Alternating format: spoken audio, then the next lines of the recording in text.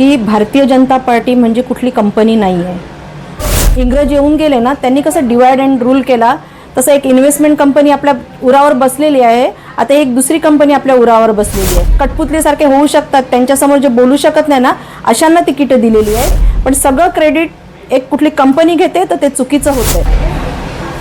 ताई, काय सांगाल सर्वसामान्य प्रश्न सोडवण्यासाठी भूमिपुत्र राजकारणामध्ये उतरले, पण हा जो मोठा पक्ष मीरा भाईंदर शहरामध्ये सांगतोय तो म्हणजे भाजप पक्ष। त्यांनी बहुतेक भूमिपुत्रांची तिकीटं कापली गेलेली आहे, तुमचाही त्याच्यामध्ये आलेला आहे। काय नेमकं आणि तुम्ही आता काय सांगाल त्याबद्दल? सगळ्यात पहिला तर मी हे सांगू इच्छिते की भारतीय जनता पार्टी म्हणजे कुठली कंपनी नाही आहे।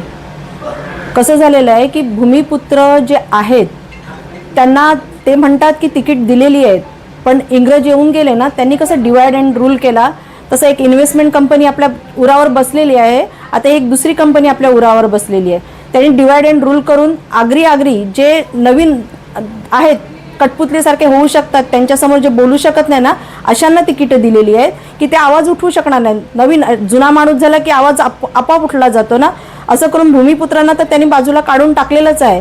बघा, हे शहर आगरी कोळ्यांचं असलं तरी जे परप्रांतीय आले त्यांनी सगळ्यांनी मिळून ह्या शहराला वसवलेलं आहे, कुठल्या कंपनीने वसवलेलं नाही आहे। पण सगळं क्रेडिट एक कुठली कंपनी घेते, तर ते चुकीचं होतंय।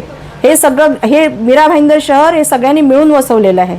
तुम्ही जो आरोप केला भाजप पक्षावरती, तुम्हाला असं वाटतं की ह्या मीरा भाईंदर शहरामध्ये भाजप पक्ष एक प्रायव्हेट लिमिटेड कंपनी चालवते? नेमका त्याचा सूत्रधार कोण आहे आणि काय आहे नेमकं आगरी कोळी बांधवांचं तिकीट कापण्याचं पाठीमागचं कारण काय?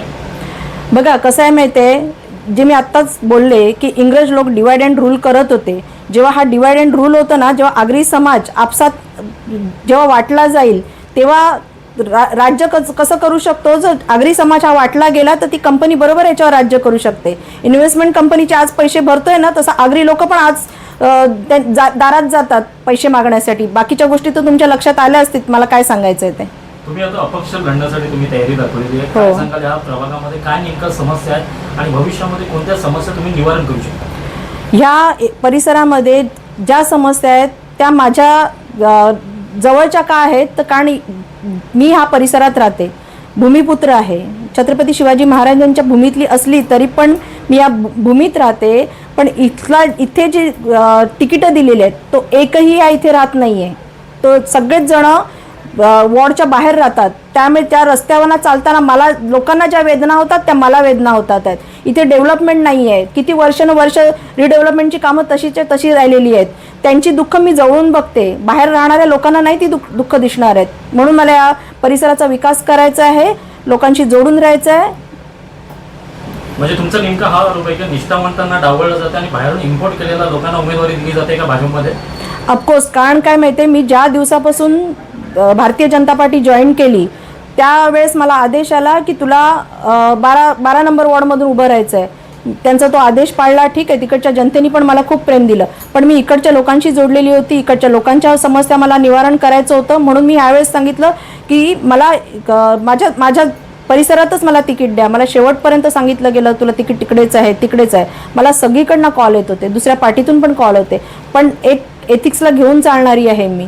एज्युकेटेड माणूस असं मी हे म्हणत नाही, पण मी एथिक्सला धरून चाललेली आहे। त्यामुळे मी म्हटलं मी ज्या पक्षात आहे त्या पक्षात मी निष्ठेने काम करणार, आणि शेवटी माझा विश्वासघात केला गेला। पक्षश्रेष्ठीकडून काय आदेश किंवा संदेश प्राप्त झाला आपल्याला? मला अजिबात अजूनपर्यंत त्यांनी मला सांगितलेलं नाही आहे की तिकीट का कापलं गेलं। मला त्यांना हेच प्रश्न विचारायचे होते, लोकांनी मला कधी तुम्हाला सांगितलं का येऊन प्रीती मॅडमला एक कॉल गेला, प्रीती मॅडम आल्या नाहीत, किंवा कुठलंही त्यांनी मला एकही कारण सांगितलं असतं ना की त्याच्यामुळे तुमचं तिकीट कापलं गेलेलं आहे? आणि ठीक आहे, माझ्या समोर ज्यांना तिकीट दिलेलं आहे, जर आत्ता त्यांनी जर मला समोर बसवलं, मी केलेलं 5 वर्षातलं काम आणि ज्यांना तिकीट दिलेलं आहे त्यांनी जर केलेलं काम असं जर कम्पेअर केलं आणि मी जर मायनसमध्ये असेल तर मी अपक्ष फॉर्म उद्या मागे घेईन। अजून 2 दिवस बाकी आहे, 2 दिवसामध्ये फॉर्म परत घेण्याची काही इच्छा वगैरे? अजिबात नाही, अजिबात नाही।